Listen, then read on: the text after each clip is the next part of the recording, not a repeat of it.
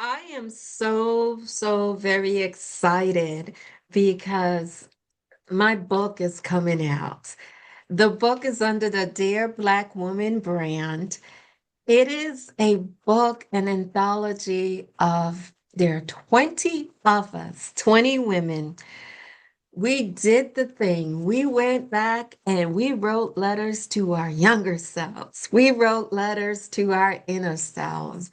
In writing those letters, the stories that pour out of our incredible humanity as a Black woman, I have to say it was profound, it was transformative. One of the questions I often get is, writing a letter to yourself is not nothing novel or new or unique. Au contraire. We write letters to ourselves so that we can be seen, so that we can be heard. Because if you've ever experienced the notion or the thought that people think of you as strong, you're stronger, but you can't be soft, or you're present, but you're not a priority, or you're two extremes. Either you're glamorous or, what? You're not glamorous. I'm not glamorous at all. Okay. Or you're in survival mode, or you're super successful. But what about the in between? Those are the words from the creator of the Dear Black Woman brand, Cami Red. I give her homage for bringing this together. And she wrote that because she's trying to cultivate this idea that you need to hear from Black women at such a time as this. Listen, I am Anne-Marie, host of About This Life. About This Life is the opportunity to take a look at some of our belief systems, some of our mindsets, be able to say, that's no longer working for me. I need to toss that aside. But what do you toss that aside to? What do you want to become? With that being said, I have a beautiful guest today, Nicole Richards. Hello. Hello, thank you so much for having me. I'm so honored to be here. I I'm loving that you are here because one of the things that I understand about you is you are certified public accountant, but you have bridged and moved on over to that certified master coach role. We are going to talk about that transition and why you feel called to serve, called to lead.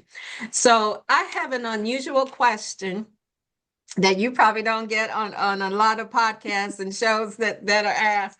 I'm just saying, what's the good things about a mattress? What is the benefit of a great mattress? Why do we need Listen, one?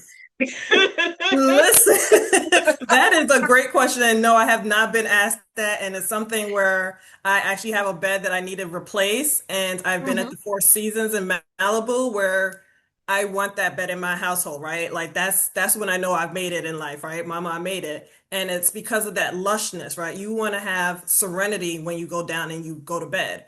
Right? You don't want to be tossing and turning because this side is crooked, your back hurt, your neck hurt because, the mattress doesn't fit your body and your lifestyle that you need. Like your body vibrates throughout the day. So when we're in that state of mind of just being in a restful state, it matters how we lay. So I It need like matters, the yeah. pillow top, right? It matters how we lay. And I'm thinking, is there such a thing as a mattress being too soft or too hard, like the Goldilocks It is. There is a such thing as too hard. I think it's called firm, and I don't tolerate it. Is you drop the story? penny on it and it bounces. So Yes. is it a preference in terms of the mattress, the type that you have, or is it one in terms of what your body needs? Like you're going into the store. How do you know what mattress to get? There's so many choices. Well, I mean, your body feels it. Like for me, I feel it in my hips immediately. Like I'm like, oh no, this ain't the bed for me, right? Like there's not enough cushion. There's not enough, like it's hugging me. Like I like the pillow top. type Yes. just the one that you're not flipping every couple of years, right? Like this one is like you come home and you know you're being rested. You don't necessarily need the pillow. The pillow's an extra added bonus, but no. Yeah, because That the pillow firm, tilts your head a yes. little bit. You have the spacing and you got this gap and then you're wondering why you got this crink in your neck and you can't turn when you're driving. Yeah, I don't have time for that. When We we don't don't get have the rest, time for that. Now, right? what about the idea of putting a pillow or a cushion in between the knees? Have you ever heard of that? I have heard that, and that helps. Like when I was pregnant, it helps with like my hip positioning. So like even after that, like I've realized it actually helps. Like alleviates a lot of the pressure on my hips. So putting that elevation in between your legs does actually help. It does because it's, I guess it's the angle of the hips. And when Hmm. you think of a person who has wider hips Yes. versus narrow, that angle of the hip and the knee going down is more severe. So a pillow or a cushion in between actually helps that angle and helps you Yeah. sleep better. Oh, this is a But great some people are conversation. side, some people are back sleepers, side sleepers, because my preference is being on my side and my stomach. So I don't know how it is for a back sleeper, right? I don't know if they have to have a certain, like they need the firmness, and I'm really actually curious about it now. Yeah, it's a curiosity. The other one is and my older women will say this is it one leg out, one leg in under the cover? It's like what we Yes, doing? Are we covering up or are we throwing it off? But all of that to say, sometimes it's hard to get a good night's rest. Mhm. Have you heard that in your practice, in your coaching, that the people that you serve, tell us about the people you serve, but do they talk about they can't sleep, they're tossing and turning? What does it look like when you're not rested? That's exactly what it is. It's because your mind is on overdrive, right? You're thinking about all the things you have to do, right? You are worried about the kids, you're worried about your finances, you're worried about the country, right? Your mind does not know how to rest. So it's not necessarily like I'm closing my eyes to go to bed. It's how do I silence the noise, right? So when we start figuring that out, that's what a lot of my clients come to me about. So first it's just like, all right, let's take a deep breath, right? Mhm. And realize we don't need to handle everything, right? Exhale it out and say, I got this. I am in control of my life, right? That my life is not controlling me. So it's like, let's do a life audit of what is keeping us busy and stirring at night. This is why we're not resting because our mind is a hamster wheel, especially Black Okay. women. You're saying a lot, Nicole, and you need to slow down for people like me just a little bit because that dirty word control. Mm, That dirty word. I call it a dirty word because we think we're in control, but we're really not. What do you mean in terms of we think we are in control of our lives? Give us some context for that. Give us a absolutely. description of what that looks like. Yeah, and even when you said that, like, no, we don't have control over our lives. That's the problem. People are trying to, right? And it's like you have to stop, right? The only thing you have control over is your mind. You have control over your thoughts and your opinions, right? You don't have control over what someone else is doing. You don't have control over what today is about to do to you, right? You only have control over here. That is it, right? But Nicole, I'm worried about my children. These are the comments people say. My Yeah. children, are they going to be safe? Are they going to be okay? My spouse or significant other, the person that I love, my friends, my family, my job, especially what's going on in the country. Will I have a job? This is why I say stop.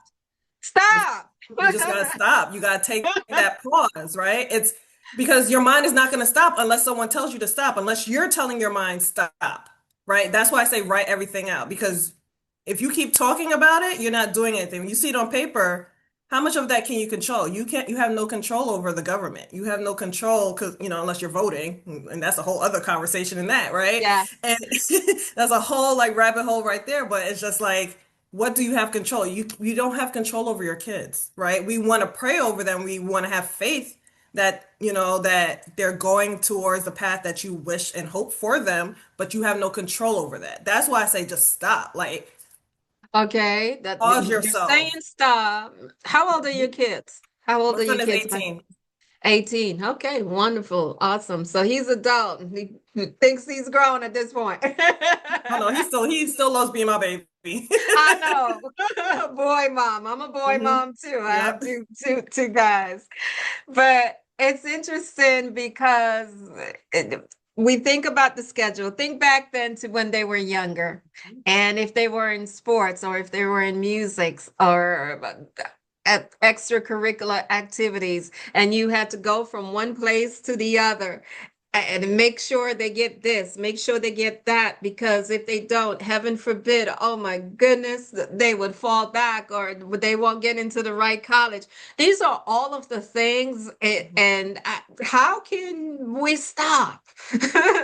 That's How can we stop? How do we do that? That's when we start with stopping, right, and taking that life audit, right? That's the Okay. first thing. Writing down everything that's going on in your life. No judgment behind it, right? If it's your bills, write it down. If it's the kids' activities for the week, write it down. Because what ends up happening is you forget something, right? Oh no, I forgot to put this on my calendar. I forgot to do this.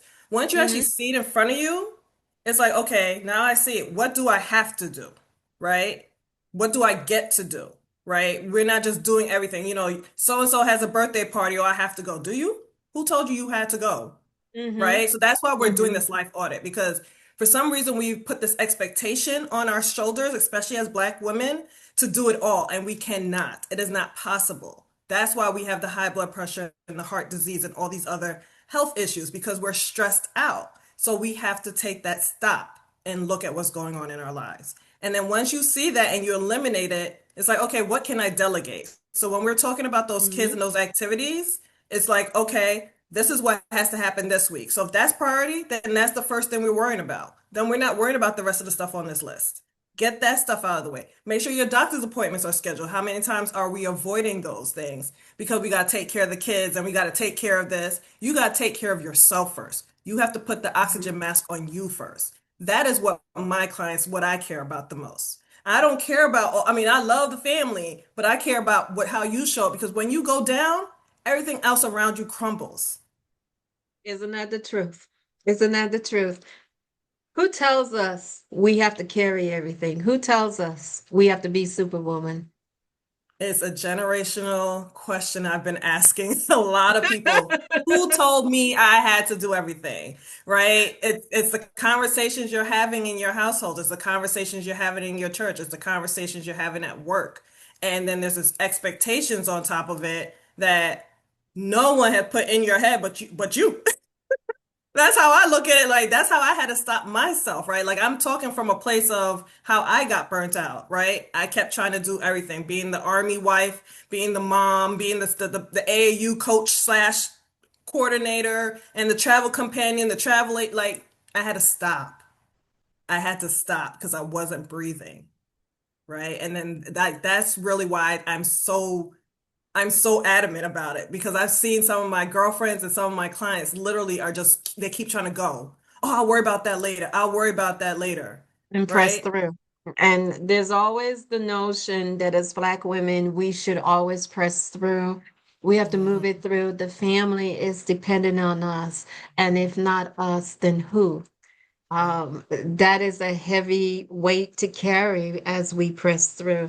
So when we stop, when we pause, when we take the self audit, when we delegate things, we're creating space. What are we creating space for? for What are we you, creating space for? for you. What is it you Mm, want? What is it you mm, need? Right? We're doing everything, we're showing up for everyone else. And I look at it as my mom did that. And I wasn't envious of that, right? I didn't want that life of taking care of everyone else that now I'm turning around retired and I don't even know how to find joy. I don't know how to rest. I was like, no, mm-hmm, absolutely not. That is not going to be my story, right? And mm-hmm, I was, like I've had infertility issues over the years. And so now I look at it as if I had my daughter still here, I would not want this life for her. I would not want her following in my footsteps of working myself to the hospital, right? So that's where we have to change this narrative that we always have to show up for everyone else because no one is showing up for us. And then we're wondering, "Oh, I gotta do everything. Who told you that? Right. Who told us that? What inspired you? What inspired you? How did you get here? How did your journey bring you here? So 5 years ago, during the pandemic, I was pregnant for the fourth time. I had two miscarriages after my son. My son was my first. I had two miscarriages, and then during the pandemic, when I got pregnant, had been trying for years, all the surgeries and everything, with myomectomies and fibroids. And what ended up happening was I had a miscarriage. I had a stillborn at 19 weeks. So I had to deliver Mm, her in the hospital. I wasn't having doctor's appointments then. It was everything was virtual up until that point. I might have had one other appointment. So hmm. being in that hospital room with my then husband and experiencing that moment of just loneliness and sadness and despair of how did I get here? I have been showing up. I've been doing all the things, right? I've been this army wife, devoted wife. I've been this badass mom, right? I have Go been ahead this and great say it employee. because that's who we are. Right. I've been this great employee, this career driven, just kept going, and I've been flexible and switching jobs. And it was like, but the mom thing was just not for me. That's how I thought, right? Like, why can't I get this? Why, like, what's the problem? And I realized there was no problem. It was just my message was God, right? Like I had distorted a lot of things that were going on in my life. And in that moment, I realized one, I couldn't keep living my life that way. Like there was going to be something that was going to come from this tragedy, right? I said, I don't know what it is, but it's going to be something. And literally, it's been my life mission to figure out how to one heal from that, right? And Hmm. then how to heal other people because I felt so lonely. And then, when you start talking to people about, the loss, you start hearing about everyone else's story. Everyone has a miscarriage story. That Everyone has a part. stillborn. And it's just And like, why are we not talking to each other? Why are we that keeping this in the dark? that part, Nicole, because many, many years ago, my first pregnancy, I remember just waiting before making an announcement that I was pregnant, and it seemed a cruel joke that as soon as I made the announcement, like a week later, I miscarried. Yeah. I come from it was interesting to be in the hospital and the ultrasound saying that there's no heartbeat, no viable life. And the technicians said to me, because she saw the despair in my face, she said, I had one too, but now I have kids. You're going to be okay. And I'm just like, well, your point is, why aren't we talking to one another, Mhm. right? Mhm. Why aren't we sharing these stories? Because everybody sees the woman with the child, but we're not sharing the stories that that woman might have experienced Right. miscarriage.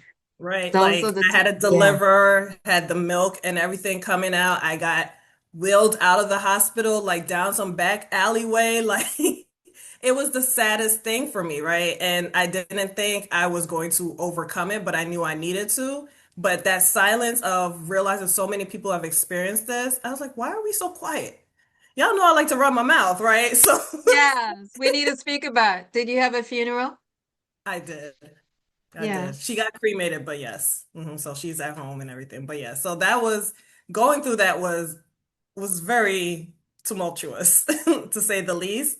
And, going through it and having those conversations, I was like, what other conversations are we not talking about to other people? Which was the resting, right? I started looking at how I went to the gym. I don't go to the gym 7 days a week. I mean, I don't hardly go now, but like you need a day of rest. God did what for how many days? And then he did what? He rested, right? We have to remember these things. We're not machines. We're not meant to be on this cycle every single day. We're meant to enjoy our life.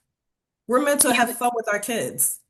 exactly. And you mentioned something in terms of the gym because there was a time when they say you had to be at the gym for an hour and you had to do, X, Y, and Z. And it has adapted, it has changed. It even changed during COVID, the way that we work out, the way that we exercise, and so on and so forth. So for the woman struggling to accept what she's hearing. She's hearing that she needs to stop, self-audit. She's hearing that she needs to let go of control. But there is a sense of guilt for the woman who feels guilty. or who have been shamed because when she takes time for herself, someone, is making fun of her or teasing her. It's not even her inner voice anymore. It's an outside voice passing judgment on her. Oh, you going what? For that woman who's hesitating because she is still she has the remnants of holding on to caring what people think. Yeah. What do you say to that woman? Let's start small, right? Mm, Let's just start with 5 minutes for yourself. How can we show up for ourselves for 5 minutes? And I don't want any shame towards it. So, when we say should, oh, I should be doing this, we're automatically putting shame into our spirit, right? So mm-hmm, it's the way we're mm-hmm. talking and having a conversation. And if someone is giving you that negative energy, maybe we don't need them in our lives. Maybe we need to do a friendship audit. I mean, there's a bunch of audits we can do across our whole life, Yeah. but it's just like asking that person, why are they worried about what's going on in your life if they're not there to help it, right? If you tell me I don't have time to rest, all right, how can you help me so I can get that time? Who is it that's having that conversation with you, right? Because that really matters. Who's around you who sees you the way I see you? Because I see, and I promise you, when you rest, you're going to be open to so much more freedom. Now you're able to see clearer. Oh, we don't need to be doing all these activities, or oh, we can cut some of this Mm-hmm, out, right? Now we can. Hey, the kids actually don't like this. Did we stop to have a conversation with them? They want to just spend time with us and go to the movies, right? mm-hmm. We pause. Oh, mom is fun now, right? Because they forgot mom was fun because mom is just the calendar and the Uber Right, driver right. and And the the Uber chef. driver. That part. Like, oh, mom is a mom that's like, mom is actually cool. Mom likes to like, my friends like Laugh my, and have fun and, yes. They be don't know silly and that do silly person. things. Yeah. So Yeah. just start with 5 minutes for yourself and get back to who you are. 5 minutes, get back to who you are. And it's something that you said in terms of the breath work. Just breathe. And that's part of your services. That's part of what you do. So give us an example of what you mean by breath work. What do you do? So we just stop, right? Get your feet planted on the ground. If you're not Mm-hmm. driving or anything, right? Close your Mm-hmm. eyes. I'm doing that now. All right. And then we're going to inhale for 4, Mm-hmm. hold it for 6, 2, 1, and exhale. Mm-hmm. And we're going to do it again. Inhale, hold it, and exhale. One more time. And I want you to exhale all the frustration, everything that you're dealing with in your life, everything that you've been holding on to. I want you to exhale it out on this next one. So we're going to inhale all this energy, and you're going to dump all that stuff that doesn't belong.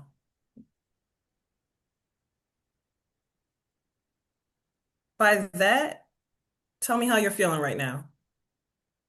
I'm feeling relaxed and I'm already thinking of my next question Okay. because that's who I am. That's totally And fine. and my next question is because I've had some guests on the show already, and we've talked about our neuro system, the neuroscience of breath work and why that's important. So I would love to hear it from your perspective. Breathing calms our system down. It calms our body down. That is one, going back to the word control. We have control over that. We have choice over that. Okay. So how do we establish that into our practice? Is it are there different types of breath work? What do we do with that? Absolutely. I mean, I only do that type of breath work because I'm not licensed in that other one, but there's plenty of, resources out there that there's different ones. Like some of my other coaches that are friends, they do Reiki practices and all these, I will call them woo-woo because I haven't done them, right? But just the breath work in itself and the stretching, like you start talking to your body starts talking back to you because it's been talking, right? When Mm-hmm. you felt that little pain, when you're like, oh, that's just a little headache, I'm gonna pop this pill. Like, no, it's like your brain was trying to tell you something. Like, hello, pay attention to me. I have something to let you know about yourself, right? So having those moments where that breath work, when you inhale like that, you feel where your pain is. What is that pain, right? For me, if I have pain in my hips, it's usually from my trauma that I've had, right? So they talk about the root Hmm. chakras and everything. So knowing that I have that, it's like, okay, I need to release some of this tension right now. I don't have it all released, but I know that there's so much. Let me just bend down and touch my toes, or let me go into a cat cow or into cat cow like yoga poses, right? Let's do something that's going to require our body to really wake up, get these synapses moving, right? So that's what inhaling and stopping just slowly is doing, right? You're stopping like, Right. oh, I can feel what's going on. So can we practice these things because there's another school of thought. We're getting rid of all the limiting beliefs, okay? Which is Yes, why I'm asking these questions. yes. And true transparency, you and I talked beforehand, and we were talking about how like we're working in the same realm and what we believe about rest and so on and so forth. And that is people used to say when it comes to breath work and meditation, oh my gosh, that's witchcraft or that's not Jesus. There was even some conversation about yoga, and just like, how is yoga bad for you? I could wrap my mind around that one. But if you can comment on that, because there's a person that's saying, well, all I have to do is go back to my Bible. And we're not saying leave the Bible behind. We believe we are Christian, and we know whom we believe in and we know whose we are. But there are people who just hesitate of taking care of themselves because somebody told them that it couldn't coexist, with their belief system. Have you had experience with Yeah. working with people in that mindset? Yeah, so like there's a lot of people coming from the Christian background that I've come from. When I do talk about like crystals and just all the Hmm. things, it makes them a little leery, right? But I look Hmm. at it as God intended us to be on this earth, and there's so many different religions. Christianity is one of the last ones, right? So, when you're thinking about yoga, this is like Buddhist practice, right? These are things that have been ex in existence for a long time because that is your moment. Even when you're meditating, how is it different from prayer? We're just saying Prayer. a different word, right? When you get down on your knees and you bow, in a sense, you're stretching. I don't even know Hmm. how else to explain it, right? Like you're still having fluidity with your source, your higher source, your creator, but you're also having a moment with yourself, right? So when you have those moments of just like, I don't want to do that, right? I don't, well, what is it you want to do? How is it that you're going to connect to your source and connect to yourself? Because Yes. there's 7 key relationships that we have in our lives that I got from my coach. His name is Dr. Paul Jenkins, and he says the first one's with your creator, the second one's with yourself. The third relationship is your spouse, then your children. Then Correct. it's with other people. Then we talk about them other things that are not even as important as those main ones, right? So how is it you show up for that source, right? Hmm. I believe in God. I believe in Jesus. I also believe in other religions because I respect watching people in their faith. It's a beautiful thing to Yes. see a Jewish person Yes. or a Muslim person, right? So how can I place judgment on that, right? Everyone is going Hmm. to honor and worship whoever their calling is. That's how they got through their lives. So Hmm. whatever that is for you, that's how you show up. Don't worry about what that next person is because you only have control over your thoughts. And I'm thinking too, in response to that, because even Jesus rested, and Yes. even Jesus would go walk in the garden and walk away from the crowds. So was not Jesus practicing meditation and healing? I Amen. mean, everything that we need to know is right there in the Bible. Jesus Yes. did it. It's okay with me. Yes. So, He just probably didn't uh, talk about breath work, but it was in there. He didn't realize y'all wasn't gonna exhale. so true, so true. So we want to make it clear that you can still have your faith and the purity of that and still do things in terms of aligning yourself and getting in tune with yourself and giving yourself rest. You said something a moment ago, Nicole, and you spoke about trauma. because you mentioned the hips and you mentioned the root work that might be there and that the body remembers. So, what do you do if you want to get rid of that trauma? You know it's there. You know or have a curiosity about the connection. How does someone find out Oh yeah, I what's at mean the there root of their trauma? So, I mean, there's a lot of licensed therapists out there who like, specifically do somatic therapy with somatic work. So that's more of the holistic and looking internally versus just doing talk therapy. Because you know, for me, I always tell people, I'm like, I can talk about this trauma all day. Like the hips still hurt, right? So how do I get after that? So I have a lot of friends who are in that space, and that's where, you know, my goal is for my retreats is to have women who can go there and just have that moment to do a realignment, right? You take your car to get alignment, you just need alignment Yes. with yourself. So that's all that is. But yeah, there's different practices out there for that. Okay. So let's talk about something that you do. You do work with boundaries, Mhm. boundary settings. Why is boundaries important? In fact, you have an alliteration. You have boundaries, breath work, and boldness. Go ahead. Boundaries are what has saved my life in the Yes, last thank you, year or Henry two. Cloud, John Townsend. You know those two? Oh my Just gosh. saying no, right? Like I used to be the yes person. Oh, can you handle it? Yes. Yes. And it's like stop. Just stop. Boundaries are so important with my time, with my money, with the people I put in it, right? The energy I allow in my space. Because without it, you start snapping at people. You start crashing out, right? I don't know if people have recently seen Cardi B and she had a crash out because she's dealing with things with her ex-husband or whatever he Hmm. is. So and it's because someone has violated her boundaries. That's what ends up happening. When we come out of character, out of alignment, it's usually like, who did we allow to dishonor our boundaries? But at the same time, we also allow them to do it because we didn't honor ourselves. Because we put Yes. these boundaries on our heart. It wasn't them. They stepped over it, but you allowed them to step over it more than once.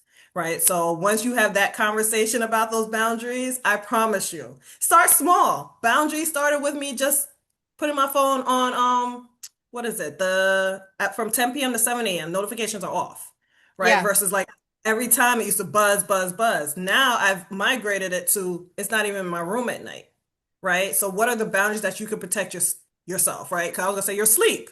When we were talking about the mattress in the beginning, right? Hmm. Like something where you're not thinking about, oh, I heard my phone. I'm gonna turn over and look at it and laugh at this notification. Now you can't rest, right? We're distracting ourselves, and it's like we got to put boundaries around what's important to us. So if it's our kids and our time with our kids, then we need to start looking at what else is trying to infiltrate and leak in. So the boundaries are not just in a relationship value. The boundaries has to do what are the small things that we can do in our lives Yeah. to improve the quality. And one Yes. of those things is don't go to bed with that cell phone. Yes. Okay. Guilty.